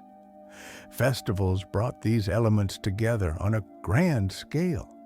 Entire cities were transformed with music, dance, feasting, and communal joy. The Opet Festival, for example, combined religious pageantry with open-air entertainment, allowing even the poorest citizens to witness grandeur and feel divine connection through celebration. To the Egyptians, music and joy were sacred gifts. They believed that Hathor danced the world into being, and that by dancing and singing, humans could maintain harmony in the cosmos. In our next chapter, we'll explore how Egyptians navigated family life, what it meant to marry, raise children, and age within the warm, sometimes complicated embrace of kinship and home. Family was the cornerstone of ancient Egyptian society. While gods ruled the heavens and pharaohs governed the land, the true heartbeat of Egypt pulsed within its homes, where generations lived, worked, and worshiped together. The ideals of love, respect, duty, and legacy were deeply embedded in the Egyptian view of family life. Marriage was considered a natural and expected part of adulthood. While formal wedding ceremonies were rare, couples often moved in together and were recognized as married in the eyes of their community. Love was celebrated in poetry and art, with numerous surviving love songs and romantic inscriptions expressing deep affection. Although marriage was largely monogamous, polygamy was accepted among the elite and royalty. Men were typically the heads of households, responsible for providing food, protection, and income. Women, however, held considerable power within the family and community. They could own and inherit property, initiate divorce, and manage household affairs. Mothers were revered as life-givers and nurturers, and goddesses like Isis served as divine models of maternal strength. Children were deeply cherished. Birth was celebrated, and infants were swaddled, named in rituals, and protected with amulets against illness or misfortune. Childhood was filled with play, learning, and gradual responsibility. Boys often followed in their father's trade, while girls learned household skills, though many also participated in business and religious life. Discipline and respect were central values. Instructional texts, some of the earliest parenting guides in history, advised parents to teach their children proper behavior, manners, and obedience to the gods. Education was especially important for boys destined to become scribes or priests, while all children were expected to uphold family honor. Households often included extended family, grandparents, aunts, uncles, and cousins. Elders were treated with great respect, seen as holders of wisdom and tradition. Caring for aging parents was a moral duty, and family tombs were commonly used to keep loved ones together in death as they were in life. Domestic life revolved around shared labor and rituals. Preparing food, maintaining the home, and celebrating religious festivals were all communal tasks. Even in modest homes, families had small shrines to honor ancestors and household gods. These sacred spaces were a daily reminder of spiritual connection and familial continuity. Marriage contracts and wills were common, especially among the middle and upper classes. These legal documents outlined property rights, dowries, inheritance, and custody, illustrating a strong emphasis on fairness and stability in family matters. Despite the warm image of family life, challenges existed. illness, infertility, early death, and economic hardship could strain even the most tightly knit households. Yet, resilience and mutual care were seen as part of living under the guidance of Mahat, the principle of balance and order. The Egyptian ideal was a harmonious household filled with laughter, prayer, shared meals, and legacy. A well-functioning family was believed to reflect cosmic balance, just as a dysfunctional one could invite divine disfavor. In the next chapter, we'll explore what the ancient Egyptians wore not just for comfort, but for status, beauty, and ritual. What did clothing and cosmetics say about one's place in society, and how did personal appearance reflect the values of the Nile civilization? Clothing in ancient Egypt was far more than a matter of comfort or protection. It was a statement of identity, status, gender, and even spirituality. In a land of searing sun and dusty winds, personal appearance was an art form rooted in climate, culture, and deeply held values. Linen, made from the flax plant, was the primary textile of choice. Light, breathable, and soft, linen was ideal for Egypt's climate and varied in quality depending on one's wealth. The finest linen was nearly transparent and reserved for the elite, while common folk wore coarser weaves. Color was rarely used in everyday garments, as natural white symbolized purity and was most practical under the hot sun. Men typically wore a shendit, a kilt-like garment tied around the waist. The style and length varied by class and era. Laborers might wear a short, simple wrap, while officials and nobles sported pleated kilts, decorative sashes, and embroidered belts. During festivals or formal occasions, men sometimes donned long robes or sheer tunics. Women wore straight-cut sheath dresses, often held up by straps or sleeves and extending to the ankles. These dresses emphasized the natural form and were sometimes enhanced with beading, fringes, or jewelry. Wealthier women wore multiple layers of fine linen and even elaborately folded or pleated dresses that demonstrated both taste and wealth. Children typically went unclothed until around age 6, after which they began wearing scaled-down versions of adult clothing. Young boys and girls often wore simple jewelry, anklets, bracelets, and protective amulets like the Eye of Horus. Cosmetics were central to both male and female grooming.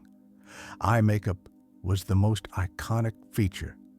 Thick lines of black coal outlined the eyes, both for aesthetic reasons and practical ones.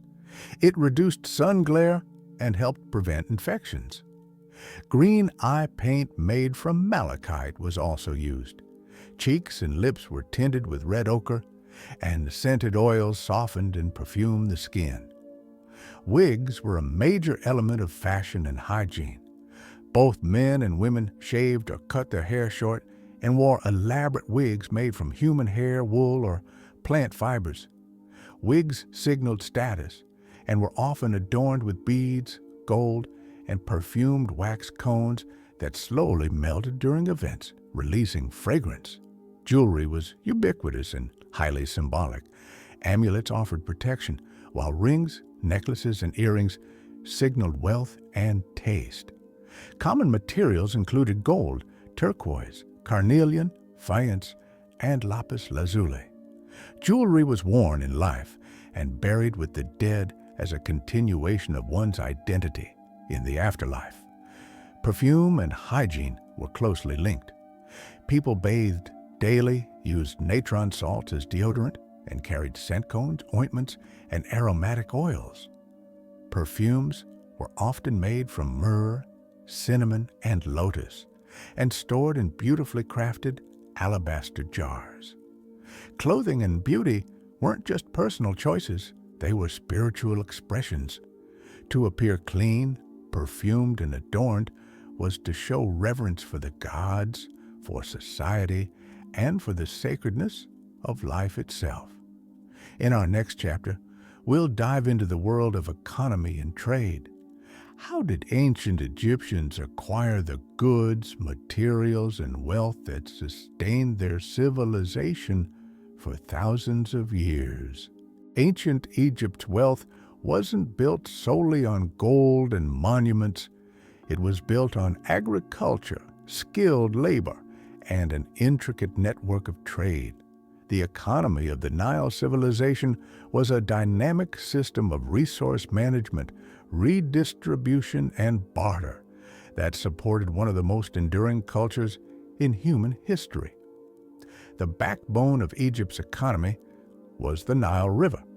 Its predictable annual flooding enriched the soil with silt, creating fertile farmland that supported extensive agriculture. Farmers grew wheat, barley, flax, vegetables, and fruit. These crops fed the population and were also used in religious offerings, taxes, and trade. Instead of using coinage, Egypt operated primarily on a barter economy. Goods and services were exchanged directly or recorded as value in units like grain, oil, linen, or cattle. Wages were paid in commodities, especially grain and beer, which were staples of the Egyptian diet.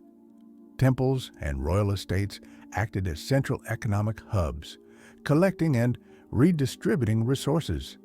Trade was essential to Egypt's prosperity. The Nile served as a natural highway, enabling efficient movement of goods between cities and regions. Boats carried everything from papyrus and pottery to luxury goods like incense and perfume. Egypt also engaged in extensive foreign trade. From the Levant, they imported cedar wood, wine, and silver. From Nubia came gold, ivory, ebony, and exotic animal skins. Punt, likely located in the Horn of Africa, provided incense, myrrh, and rare animals. These exchanges were carried out via overland routes, desert caravans, and sea expeditions. Egyptian trading missions are famously depicted in tomb paintings, showing detailed records of goods and foreign peoples. Crafts and industry played a major role in the economy. Skilled artisans worked in state-sponsored workshops, producing jewelry, furniture, ceramics, linen, and statuary. Many of these goods were created not only for domestic use, but also for temples and elite burial tombs. State projects, such as pyramid and temple construction, provided employment for thousands and stimulated demand for materials and labor. Scribes managed the vast bureaucracy that kept the economy functioning. They recorded harvests, tracked inventories, and monitored the distribution of goods. Their meticulous records helped ensure fair taxation and smooth resource flow, reinforcing the system's stability. Temples themselves were economic powerhouses. They owned large tracts of land, employed thousands of workers, and operated their own production centers. The wealth of major temples rivaled that of noble households and played a significant role in regional and national economies. Social status was closely tied to one's economic role. Farmers and laborers formed the base, while craftsmen, merchants, and scribes occupied the middle tiers. At the top stood landowners, officials, and the royal household, who controlled much of the wealth and resource allocation.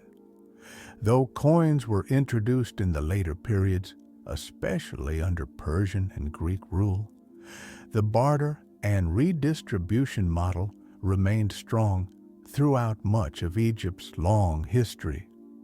In the next chapter, we'll explore how these economic foundations shaped the cities and towns of Egypt.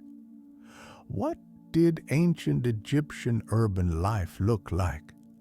And how were these settlements organized, governed, and sustained? Though ancient Egypt is best known for its temples and tombs, it was also home to thriving cities and towns, bustling centers of administration, religion, trade, and everyday life. These urban spaces were vital to the functioning of the kingdom and reflected the deep interplay between geography, society, and the state. Egyptian cities typically formed along the banks of the Nile, taking advantage of the river's life-giving waters and transport routes. Cities varied in size and function. Some, like Memphis and Thebes, served as political or religious capitals. Others, like Deir el-Medina, housed specialized workers. Still others functioned as trade outposts or provincial administrative centers. A typical Egyptian town had narrow streets, densely packed mud brick houses, open markets, wells or canals, and one or more temples. Buildings were often built close together to conserve space and shade streets from the intense sun. Multi-story homes were not uncommon in larger towns, with families sleeping on rooftops during hot nights. Houses were modest with few windows and usually featured a central living area, storage rooms, and a small courtyard.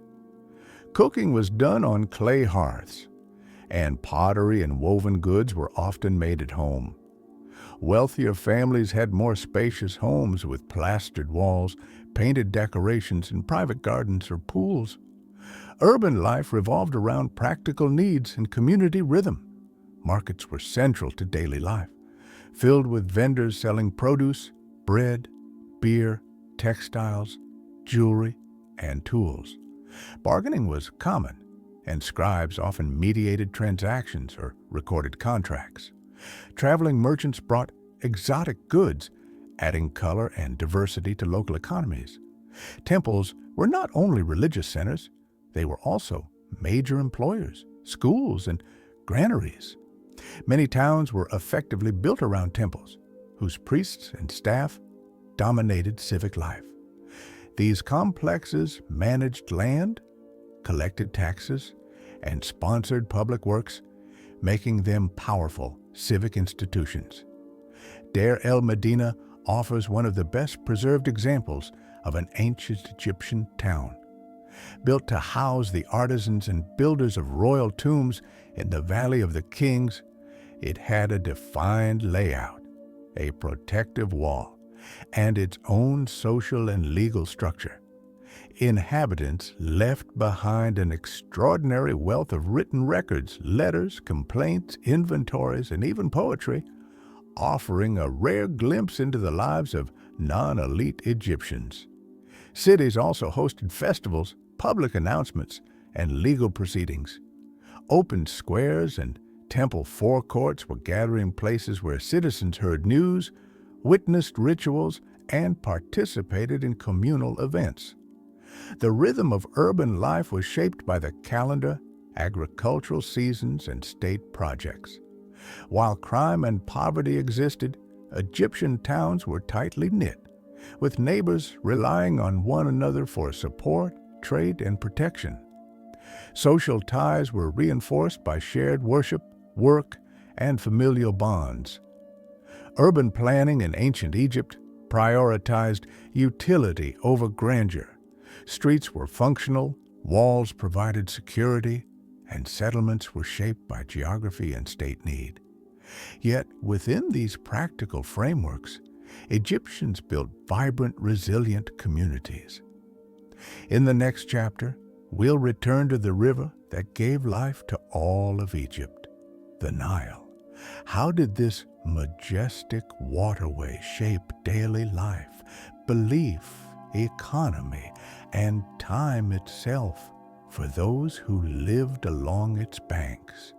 The Nile River was not just a natural feature of ancient Egypt, it was its lifeblood, calendar, highway, and spiritual symbol. Stretching over 4,000 miles, the Nile turned an otherwise harsh desert landscape into one of the most productive and enduring civilizations the world has ever known. The ancient Egyptians referred to the Nile simply as Iteru, meaning the river. To them, it was a divine gift, sent by the gods to sustain life and connect the land. Every year, the river flooded predictably, leaving behind rich black silt that made the surrounding soil incredibly fertile.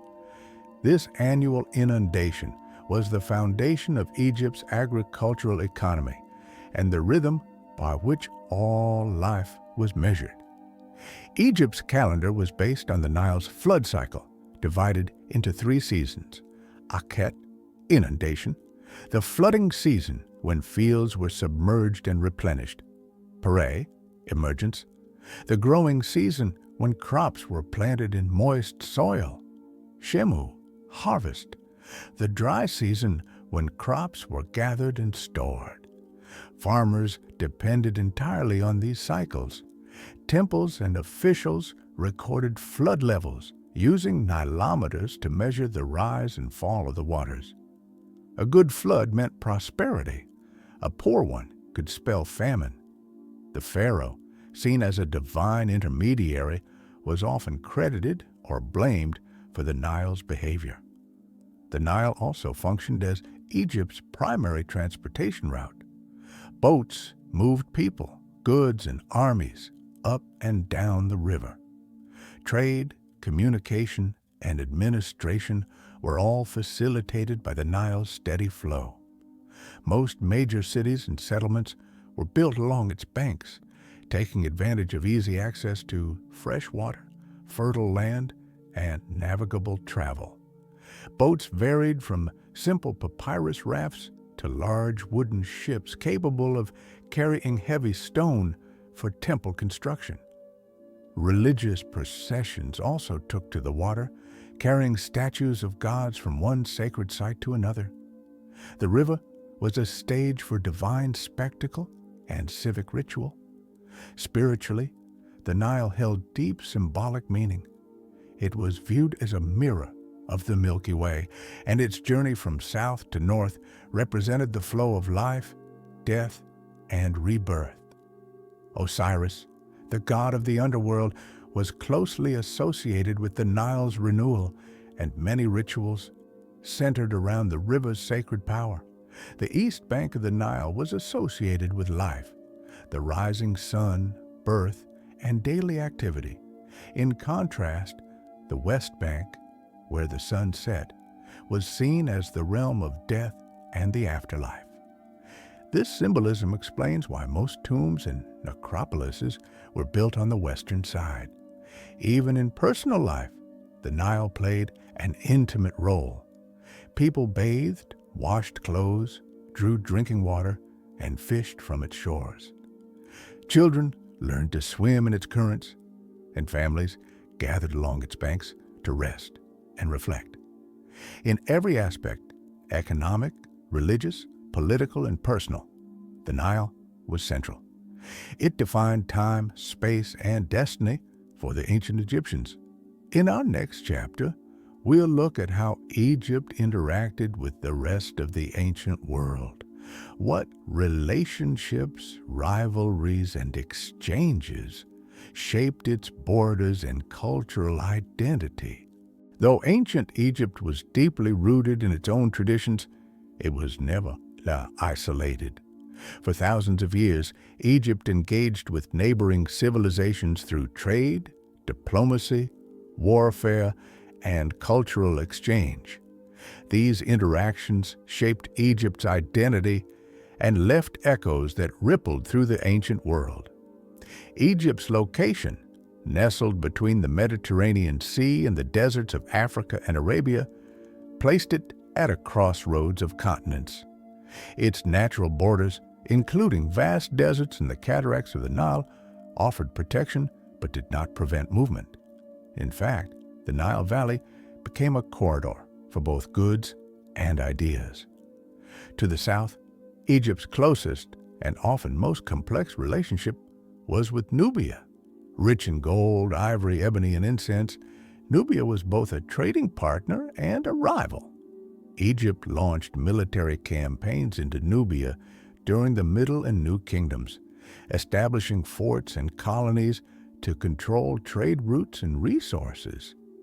Over time, Nubians adopted many Egyptian customs, and in a fascinating reversal of power, the Nubian kingdom of Kush would one day conquer Egypt and rule as the 25th dynasty. To the east, Egypt traded with Punt, a semi-mythical land often associated with the Horn of Africa. Expeditions sent by Pharaoh Hatshepsut famously returned with incense trees, exotic animals, and rare goods, events recorded in detailed temple reliefs.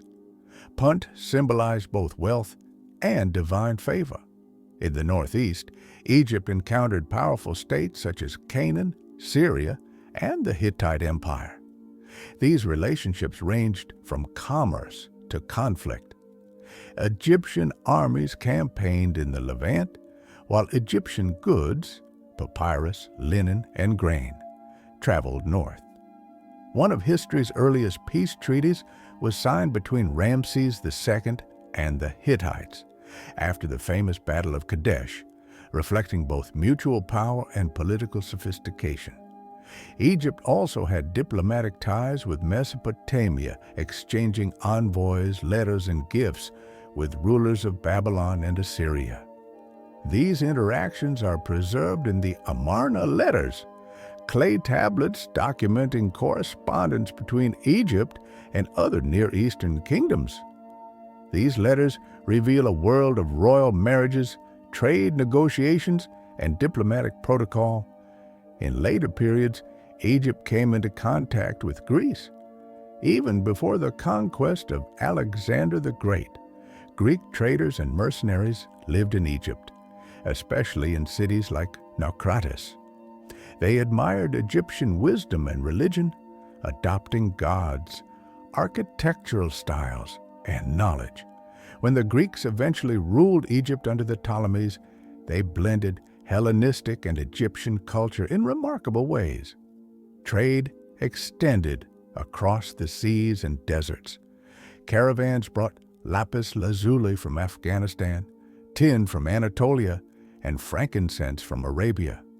Egyptian merchants exported papyrus, grain, gold, and linen, often in exchange for luxury items that adorned temples and palaces. Culturally, Egypt influenced and absorbed. Foreign deities entered the Egyptian pantheon. Foreign words entered the language. Soldiers, scribes, and artisans crossed borders, spreading styles, beliefs, and innovations. Egyptians saw themselves as the center of the world, referring to foreign lands as the Nine Bows, often depicted as underfoot in royal art. Yet, they engaged with others from a place of curiosity, strategy, and at times, admiration. In our next chapter, we'll turn to the legacy of ancient Egypt. What happened after the Pharaohs fell, and how did this civilization continue to shape the world for millennia to come? As the sun slowly set on the age of the Pharaohs, ancient Egypt transitioned from the world's most powerful kingdom to a land ruled by foreign dynasties. But the end of native rule was not the end of Egyptian civilization. Instead, it marked the beginning of a new chapter, one of transformation, adaptation, and enduring legacy. The decline of ancient Egypt was gradual. Internal divisions, weakening central authority, and successive invasions by Libyans, Assyrians, and Persians chipped away at its power. By the time of Alexander the Great's arrival in 332 BCE, Egypt had already seen centuries of foreign domination. Alexander's conquest ushered in a new era, the Ptolemaic dynasty, a Greek-speaking line of rulers who blended Hellenistic and Egyptian traditions. Temples were built in the traditional style, Egyptian priests were supported, and pharaoh-like imagery persisted.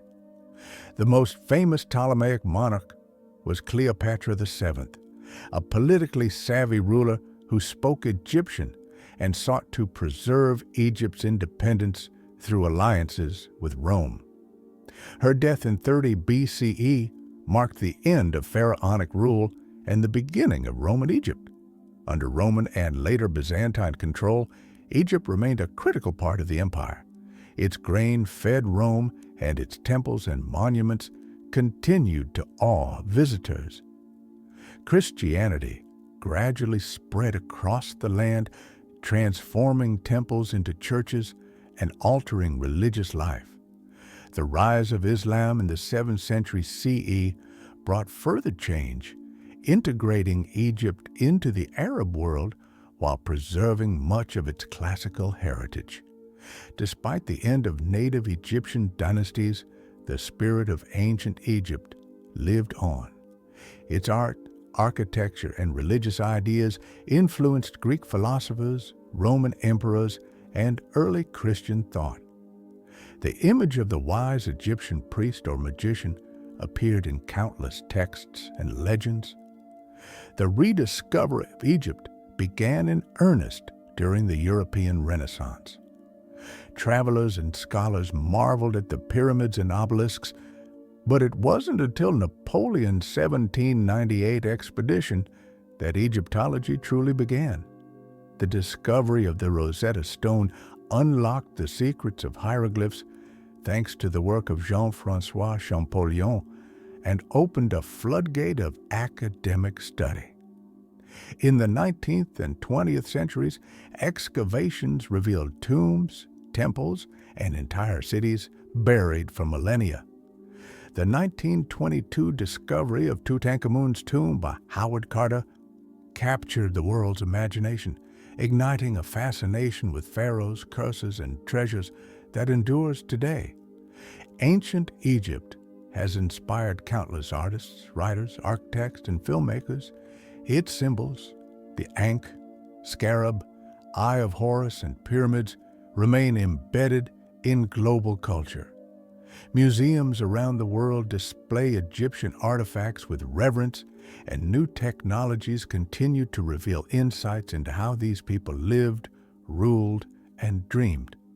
Modern Egypt, while vastly changed, still draws strength and pride from this ancient legacy.